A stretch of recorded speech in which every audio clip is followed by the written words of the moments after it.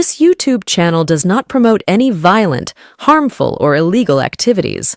All content provided by this channel is meant for an educational purpose only.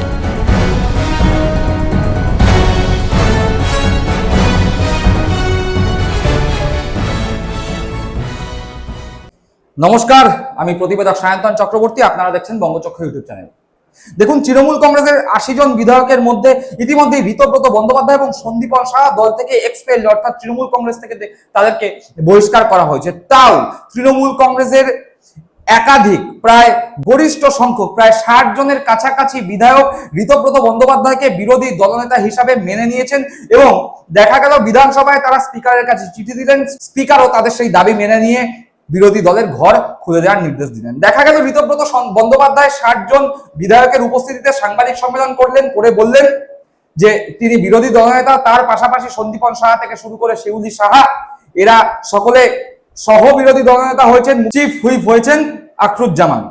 মোটামুটি এই খবর সবাই দেখেছেন এবং অত্যন্ত গুরুত্বপূর্ণভাবে ঋতব্রত বন্দ্যোপাধ্যায় বলেছেন যে আমাদের নেত্রী মমতা বন্দ্যোপাধ্যায়, এবং মমতা বন্দ্যোপাধ্যায় চাইলে আমাদের পরামর্শ দিতেই পারেন, অর্থাৎ প্রধান পরামর্শদাতা হিসাবে মমতা বন্দ্যোপাধ্যায়ের নাম ঋতব্রত বন্দ্যোপাধ্যায় ঘোষণা করেছেন।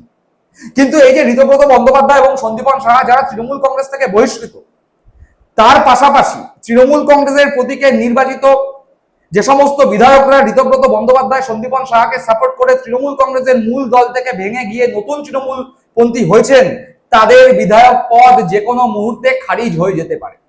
হ্যাঁ, ঠিক শুনছেন, তাদের বিধায়ক পদ যে কোনো মুহূর্তে খারিজ হয়ে যেতে পারে। কেন খারিজ হয়ে যেতে পারে প্রশ্ন উঠতে পারে, জানতে ইচ্ছে করতে পারে যে কেন তাদের বিধায়ক পদ খারিজ হবে। আসছি সে বিষয়ে। কিন্তু তার আগে এই যে ঋতব্রত বন্দ্যোপাধ্যায় বলেছেন যে মমতা বন্দ্যোপাধ্যায় প্রধান উপদেষ্টা, তিনি চাইলে তার উপদেশ আমাদের দিতে পারেন, এখানেই ঋতব্রতর যে ক্যাম্প, ঋতব্রতর যে গোষ্ঠী, সেই গোষ্ঠীর মধ্যে ভাঙন ধরে গেছে। ঋতব্রতর এই মন্তব্যই ভাঙন ধরিয়ে দিয়েছে। কারণ কি? কারণ ঋতব্রতর সঙ্গে যে ৬০ জন বিধায়ক যোগদান করেছেন, তারা অভিষেক বন্দ্যোপাধ্যায়ের প্রতি তাদের মনে ক্ষোভ থাকতে পারে, রাগ থাকতে পারে, তারা অভিষেক বন্দ্যোপাধ্যায়কে নেতা হিসাবে মেনে নাও নিতে পারেন। কিন্তু ঋতব্রত বন্দ্যোপাধ্যায়ের ক্যাম্পে যারা গিয়েছেন, যে সমস্ত বিধায়করা গিয়েছেন, বলা যায় তৃণমূল কংগ্রেসের ৮০ জনের মধ্যে প্রায় ৬০ জনই ঋতব্রতর সঙ্গে দৌড় লাগিয়েছেন। সেই ৬০ জনের মধ্যে আবার অধিকাংশ মমতা বন্দ্যোপাধ্যায়কেই নিজের নেত্রী হিসাবে মেনে নিচ্ছেন। তারা স্পষ্টভাবে বলছেন যে মমতা বন্দ্যোপাধ্যায় আমাদের নেত্রী, কিসের প্রধান উপদেষ্টা। তাদের বিবেক দংশন হচ্ছে, তারা বুঝতে পারছেন যে নিজের এলাকায় গিয়ে মমতা বন্দ্যোপাধ্যায়ের ছবি না থাকলে এলাকায় তাদের ৫ পয়সার মূল্য নেই। এই বিষয় যখন তারা উপলব্ধি করতে পারছে, অনুধাবন করতে পারছে, তাদের বিবেক দংশন হচ্ছে এবং তারা সেই বিবেক দংশনের কারণে ইতিমধ্যেই বলা শুরু করেছেন যে ভেবে দেখতে হবে, যদি মমতা বন্দ্যোপাধ্যায়কে শুধুমাত্র উপদেষ্টা হিসাবে রাখা হয়, তার কারণ মমতা বন্দ্যোপাধ্যায়ের নেতৃত্বে আমরা দল করে এসেছি, আগামী দিনেও মমতা বন্দ্যোপাধ্যায়ের নেতৃত্বেই দল করতে চাই এবং আমাদের কাছে নেত্রী মমতা বন্দ্যোপাধ্যায়। একজন দুজন নন, একাধিক ব্যক্তি বা একাধিক বিধায়ক এই ধরনের মন্তব্য করেছেন। পরপর শোনাবো তাদের বক্তব্য। কিন্তু ইতিমধ্যেই সন্দীপন সাহা, তৃণমূল থেকে বহিষ্কৃত যে বিধায়ক, তার বাড়ির সামনে ইতিমধ্যেই বিক্ষোভ হয়ে গিয়েছে। মমতা বন্দ্যোপাধ্যায়ের ছবি সরলে কি হতে পারে তা টের পেয়ে গিয়েছেন ঋতব্রত বন্দ্যোপাধ্যায়, সন্দীপন সাহা। এবং যে সমস্ত বিধায়করা এই তৃণমূল থেকে বেরিয়ে গিয়ে ভালো তৃণমূল বা নতুন তৃণমূল বা ঋতব্রতপন্থী তৃণমূল বা বিজেমূল, যেই নাম ইতিমধ্যেই তৃণমূল কংগ্রেসের প্রতীকে নির্বাচিত সাংসদ মহুয়া মৈত্র দিয়ে দিয়েছেন ঋতব্রত গোষ্ঠীর তৃণমূলকে বিজেমূল, যারা এই বিজেমূলপন্থী হয়েছেন তারা বুঝতে পেরে গিয়েছেন। তার কারণ তাদের নিজের বিধানসভার এলাকার একাধিক নেতা কর্মীরা বলতে শুরু করে দিয়েছেন যে যারা বিধায়ক হয়েছে তারা নিজের এলাকায় দাঁড়িয়ে তৃণমূলের প্রতীক বা মমতা বন্দ্যোপাধ্যায় ছবি ছাড়া ভোটে জিতে দেখাতে পারবেন তো। প্রথমে তাদের বক্তব্য শুনি। মমতা ব্যানার্জি আমাদের সর্বোচ্চ নেত্রী থাকবে, আমরা তার নেতৃত্বে তৃণমূল দলটা করি। তিনি উপদেষ্টা নন না।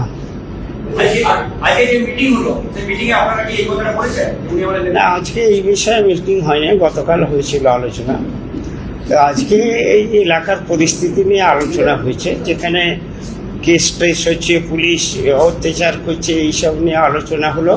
সেইগুলি ডিজিকে বা সিএমকে জানাবার একটা সিদ্ধান্ত নেওয়া হলো। না, আমরা চাই আমাদের নেত্রী হিসাবেই মমতা ব্যানার্জিকে চাই। আমরা সেইভাবে কথা বলে তবে আমরা সেই পরামর্শদাতা আমি অন্তত মানব না। এই মুহূর্তে আমাদের সঙ্গে রয়েছেন সিতারের বিধায়ক সঙ্গীতা বাসুনিয়া।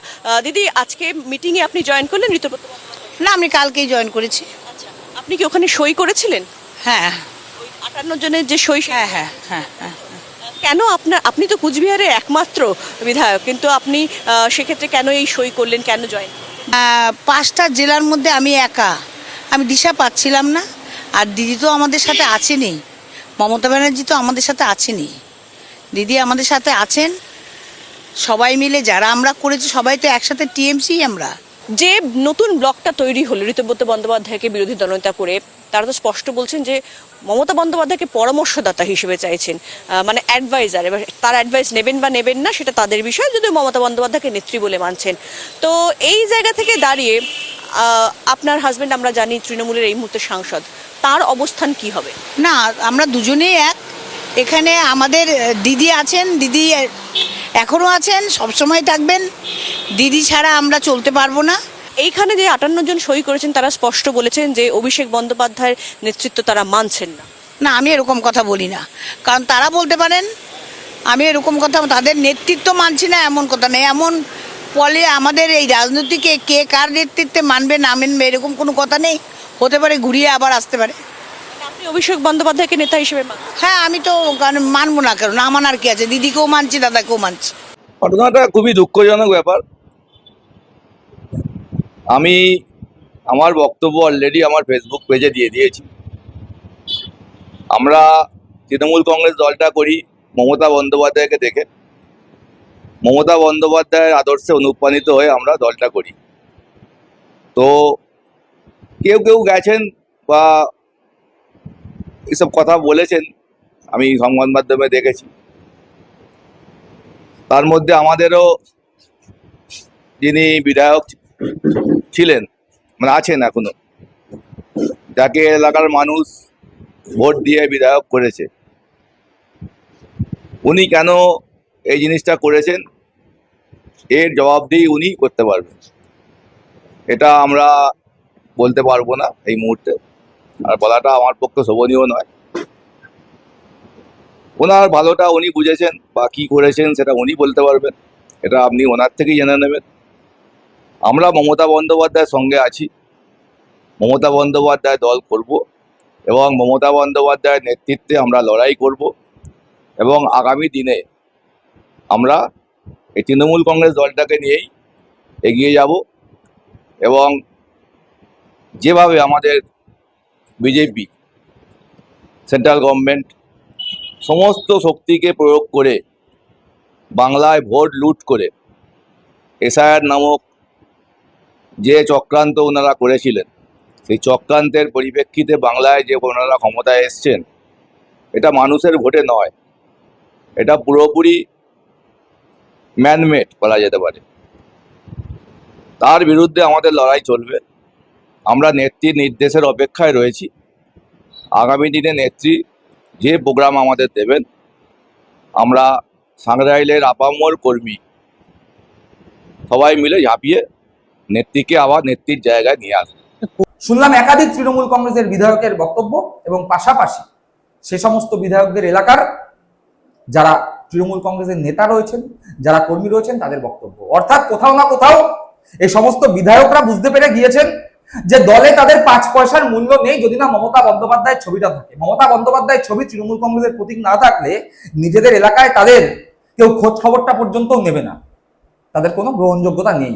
মমতা বন্দ্যোপাধ্যায় যেটা বলে 294টা কেন্দ্রে আমি প্রার্থী, তৃণমূলে একটাই পোস্ট, বাকি সব ল্যাম্প পোস্ট, সেটা অক্ষরে অক্ষরে যে সত্যি তা এখন টের পাচ্ছে এইসব বিদ্রোহী বিধায়করা। আর সেখান থেকেই প্রায় 12 জনের কাছাকাছি বিধায়ক এখনো পর্যন্ত মমতা বন্দ্যোপাধ্যায়ের সঙ্গে যোগাযোগ করা শুরু করে দিয়েছেন। আগামী দিনে সেই যোগাযোগের সংখ্যা আরো বাড়বে বলেই মনে করছে রাজনৈতিক মহল। এবার যে কথা বললাম যে কোনো মুহূর্তেই বিদ্রোহী বিধায়কদের বিধায়ক পদই খারিজ হয়ে যেতে পারে। কেন? দল বিরোধী বা দল ভাঙন বিরোধী যে আইন, সেই আইনের সম্মুখীন হতে যাতে না হয় সেই কারণে অত্যন্ত কৌশল করে তৃণমূলের 78 জন বিধায়ক, তার কারণ 80 জন বিধায়ক নির্বাচিত হয়েছিলেন, তার মধ্যে 2 জন ইতিমধ্যেই বহিষ্কৃত, বাকি রইল 78। এই 78-এর 2/3 অর্থাৎ 52 থেকে 53 জন বিধায়ক যদি একসঙ্গে তৃণমূল কংগ্রেস ভেঙে বেরিয়ে আসতেন তাহলে তাদের দল বিরোধী বা দলের ভাঙন, এই যে আইন, সেই আইনের মুখে তাদের পড়তে হতো না। দেখা গেল 52-53 নয়, 60 জন এই নতুন তৃণমূলপন্থী হলো। তাই ওই দল ভাঙন বিরোধী আইনের সম্মুখীন হতে হলো না, নিশ্চিন্তে বিধায়ক পদ টিকিয়ে রাখলো। বরং যারা মমতা তৃণমূলে বা আদি তৃণমূলে থেকে গেল, মমতাপন্থী হয়ে রয়ে গেল, তারাই দলহীন বা আনঅ্যাটাচড হিসাবে বিধানসভায় পরিগণিত হওয়ার সম্মুখীন। কিন্তু এই জায়গাতে দাঁড়িয়েই খেলা একটু ঘুরে গেছে। তার কারণ ওই যে বললাম, ইতিমধ্যে 12 জন বিধায়ক তৃণমূল কংগ্রেসের সঙ্গে বা আদি তৃণমূল কংগ্রেসের নেত্রী মমতা বন্দ্যোপাধ্যায়ের সঙ্গে যোগাযোগ করা শুরু করে দিয়েছে। এবার 60 জন বিধায়ক থেকে 12 বাদ দিয়ে দিন, কত থাকে? থাকে 48। আর দল ভাঙন বিরোধী আইন, সেই আইনের সম্মুখীন হতে না হলে কতগুলো বিধায়ক লাগবে? 52 থেকে 53, অর্থাৎ সেই সংখ্যা অবধি পৌঁছচ্ছে না। এবং এর পরে যদি এই বাকি 48 জন মনে করেন যে না, তারা ঋতব্রতপন্থী হয়ে থাকবেন, সেক্ষেত্রে তাদের দল ভাঙন সম্পর্কিত যে আইন রয়েছে, সেই আইনের সম্মুখীন তাদের হতে হবে এবং ভবিষ্যতে তাদের বিধায়ক পদ খারিজ হতে পারে। তা সংবিধান বলছে, তা আইন বলছে। এবং এই জায়গা থেকে দাঁড়িয়ে এখনই যখন 12 জনের কাছাকাছি বিধায়ক মমতা বন্দ্যোপাধ্যায়ের সঙ্গে যোগাযোগ করা শুরু করেছে বিবেকের দংশনে, যখন তারা বুঝতে পারছে যে এলাকায় মমতা বন্দ্যোপাধ্যায়ের ছবি না থাকলে তাদের ধারে কাছে তাদের কেউ খোঁজও নিতে আসবে না, সেই বাস্তব চিত্র অনুধাবন করতে পেরে, উপলব্ধি করতে পেরে, তখন বেশ চিন্তায় ঋতব্রতপন্থী বিদ্রোহী তৃণমূল কংগ্রেসের বিধায়করা আগামী দিনে তারা যে ধীরে ধীরে ওই পুরনো বাসা দিদির আঁচলের তলাতেই ফিরে আসবে, তা বলাই বাহুল্য। এবার ঋতব্রত বন্দ্যোপাধ্যায়, সন্দীপন সাহারা, যার অঙ্গুলি হেলনে তৃণমূল কংগ্রেসের মধ্যে বিদ্রোহ ঘটাতে চেয়েছিলেন, তারা এখন খুব ভালো করেই বুঝতে পারছেন যে কিরকম প্যাচে পড়েছেন। বহিষ্কৃত তো দল থেকে হয়েছেনই, আগামী দিনে বিধায়ক পদ টিকবে তো তাদের পাল্লায় পড়ে যারা তাদের পন্থী হলেন? প্রশ্ন উঠে গেছে। দর্শক বন্ধুরা, আপনারা কি মনে করছেন? অবশ্যই কমেন্ট বক্সে কমেন্ট করে জানাবেন। সকলে ভালো থাকবেন, সুস্থ থাকবেন। জয় হিন্দ, বন্দে মাতরম।